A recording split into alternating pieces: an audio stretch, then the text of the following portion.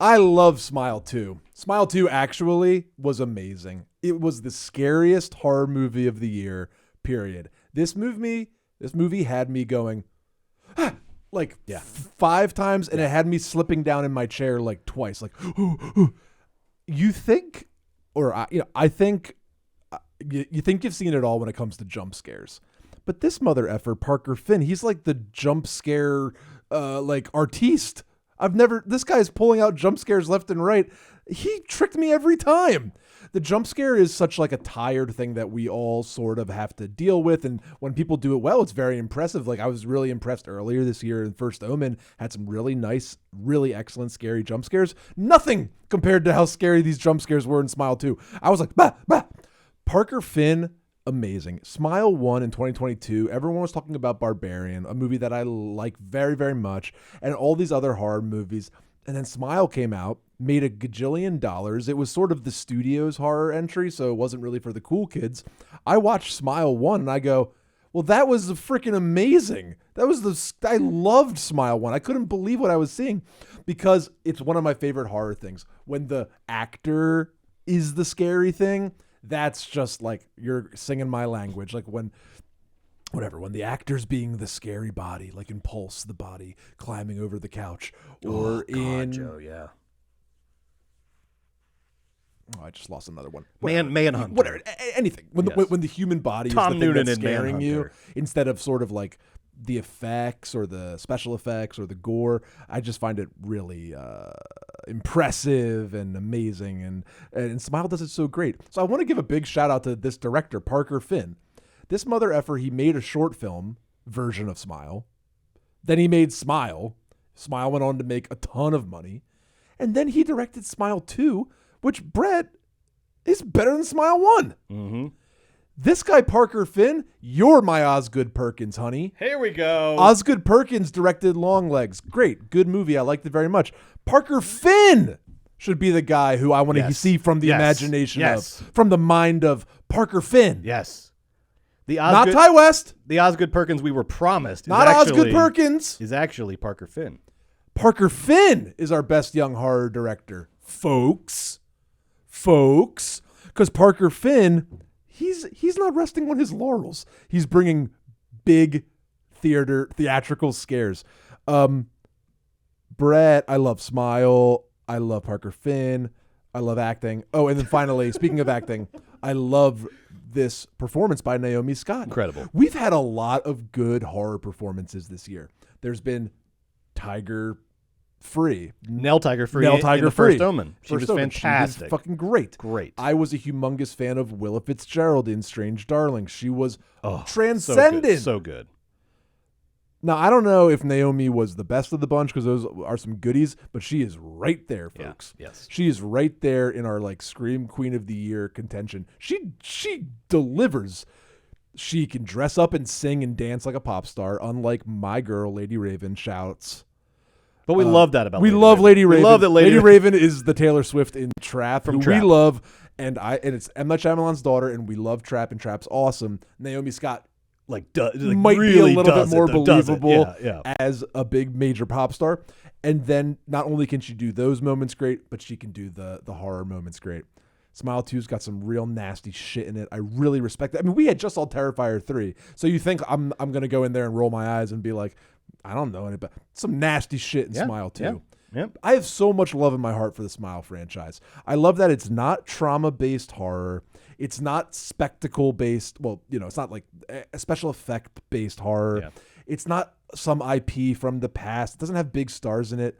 I love this franchise. It's just about good acting, well told, and great jump scares. Parker Finn, I love you. Joe, I could not agree more. Smile 2 fucking rocks. It goes so hard, but it's also precise and masterful and stylish. So it's like the best version of a movie going for it, going hard for it, because it has the chops. It's gorgeous. It's sleek. Even more than the Suspiria remake, Luca's Suspiria remake. Good movie. Yes. Maybe my favorite Luca. I think this is what Giallo looks like in 21st century American cinema. This to me feels like the 21st century American version of giallo, of the Italian horror, genre in the 70s and 80s and so on.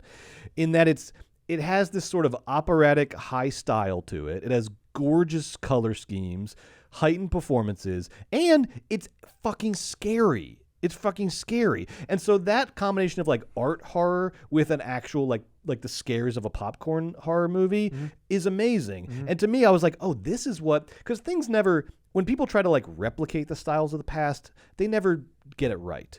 You have to like this is what, to me, this is what American 21st, this is what American giallo would be like, is Smile, where it's like pop culture-y and it's this and that, but it has still that sort of operatic, gorgeous like veneer of a giallo movie.